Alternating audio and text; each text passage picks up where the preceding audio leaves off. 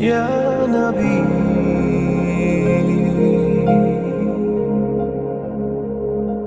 یا محمد.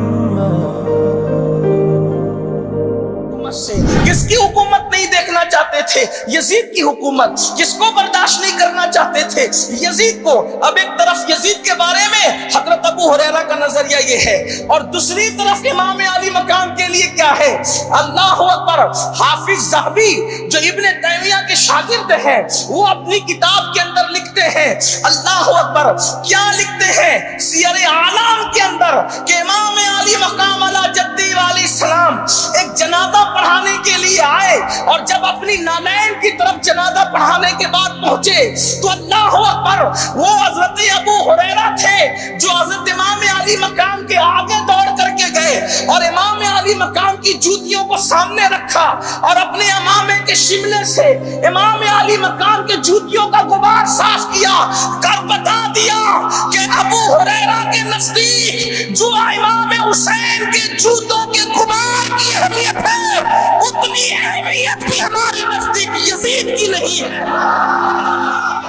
یہ میں نہیں کہہ رہا ہوں، یہ حضرت ابو ہریرہ بتا رہے ہیں. سیدنا ابو ہریرہ اپنے امامے کے شملے سے کہاں اس کا منہ دیکھنا نہیں چاہتے، اور کہاں اپنے امامے کے شملے سے امام حسین کی نالین کا جوتیوں کا غبار صاف کرتے ہیں. آپ اندازہ تو کریں، اگر کوئی عالم کے سامنے کوئی بندہ جوتیاں سیدھی کرے تو لوگ آنکھیں پھاڑ کے کہتے ہیں او دیکھو وہ کتنا بڑا عالم ہوگا جس کی جوتیاں مسجد کا امام سیدھا کر رہا ہے. اللہ اکبر. کوئی حسین پاک کی عظمت کا اندازہ تو لگائیں. جس سے بڑا اس امت میں حدیث کا بیان کرنے والا کوئی نہیں، وہ ابو ہریرہ اگر حسین پاک کی جوتیاں سیدھی کر رہے ہیں تو لوگ امام حسین کی عظمت کا اندازہ تو کریں، امام حسین کے مقام کا اندازہ تو کریں. یہ تو ایک بات میں نے یوں ہی کہی جو ابتدا میں عرض کر رہا تھا. میرے پیارے آقا صلی اللہ علیہ وسلم کے پیارے دیوانوں، تو یہ بات کہی جاتی ہے.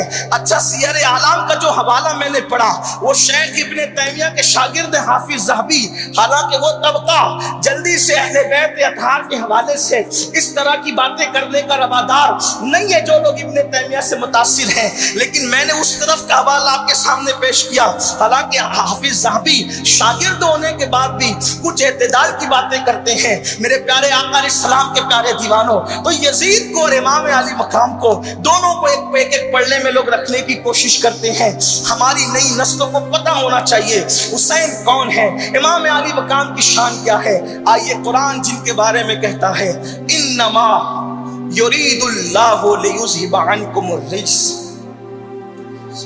انما یہ حسر کے لیے آتا ہے، یعنی کہ اللہ پاک فرما رہا ہے تمام برائیاں، تمام نجاست، تمام ناپاکیاں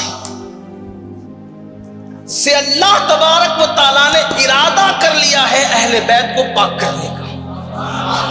ہر نجاست، توجہ کرنا، ہر نجاست سے اہل بیت کو، ہر گندگی سے اہل بیت کو اللہ نے پاک کرنے کا فیصلہ کر لیا. حالانکہ یرید اللہ ہے، ارادے کا وہ ہے، لیکن چونکہ اللہ کا ارادہ ازلی ہے اور اللہ کا ارادہ جو ہے وہ ثابت ہو کر رہتا ہے. ایسا نہیں کہ معاذ اللہ انسانوں کے ارادے کی طرح الیاذ باللہ اللہ کا ارادہ ہے کہ اس کو کوئی توڑ دے. اللہ کا ارادہ کوئی توڑتا نہیں، وہ جب ارادہ فرماتا ہے تو اس کو پورا کرتا ہے. تو اللہ نے یہ ارادہ کیا، اس کو یہ اس کی ترجمانی کر لے، اللہ نے فیصلہ کر لیا ہے کہ ہر گندگی سے، ہر نجاست سے اہل بیت کو پاک کریں. وَيُطَهِّرَكُمْ تَطْهِيرًا، ایک تو ابتدا میں انما فرمایا، یعنی ہر گندگی سے، ہر گندگی، جتنی گندگی تمہارے ذہن میں آ سکتی ہے، شک، قتل، جھوٹ، مکر، غیبت، دغا، زنا، بدفعلی، جو گندگی آپ کے ذہن و دماغ میں آ سکتی ہے قیامت تک کسی کے دماغ میں آئے گی، ان تمام نجاستوں سے اور گندگیوں سے اللہ نے اہل بیت کو پاک کیا. اور آخر میں کیا کہا؟ تطہیرن. یہ تطہیرن کی تنوین کے ساتھ جو آیا، یہ تنوین بتا رہی ہے کہ اللہ اہل بیت کا ذکر کرتا ہے تو یہ تنوین احترام اور تعظیم کا فائدہ دیتی ہے. تب معنی کیا ہوا؟ وہ خدا ہو کر بھی جب ذکر اہل بیت کرتا ہے تو احترام کے سیغے کے ساتھ کرتا ہے اور بتاتا ہے کہ میں خدا ہو کر جب محمد اور آل محمد کا ذکر کرتا ہوں تو تعظیم کے سیغے کے ساتھ کرتا ہوں. تو خدا کی قدرت جس کا احترام بتائے ان اہل بیت کی عظمت اور بزرگی کا اندازہ کون کر سکتا؟ سبحان اللہ، نعرہ تکبیر. ہر گندگی سے اسی لیے مفسرین لکھتے ہیں اہل بیت کے دل میں ایمان کے بارے میں کبھی شک نہیں آتا.